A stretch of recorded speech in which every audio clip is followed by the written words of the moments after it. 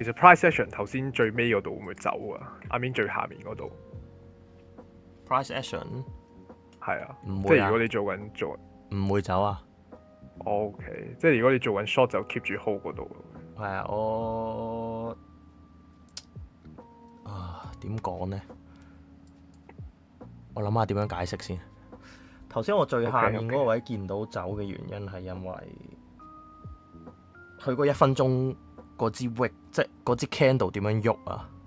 啊，即係佢係上咗去落翻去，跟住落翻去再大力推翻上去，然之後佢落翻嚟嘅時候冇過嗰1分鐘嘅中間。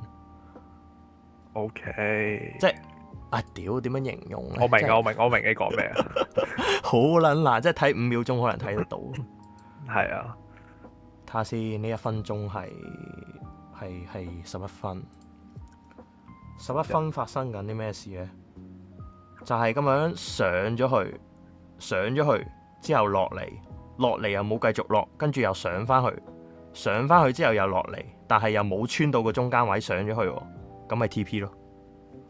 明唔明啊？明就明，唔明我都解釋唔到啦，屌！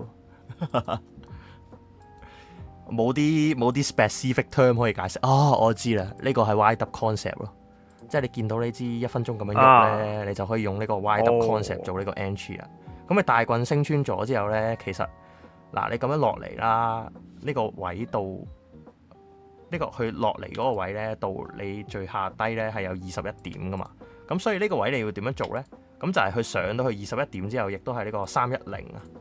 基本上你個 trade 去到呢個310嘅時候咧，即係呢個 wick 啊！原來有個 wick 喺度啊，so 哇，啱啱，哇，好神奇啊！1-1嘅時候有咁啱有個 wick 喺度喎，咁啱有個 wick喺度，佢穿到個 wick 嘅時候，你就要推 break even 噶啦。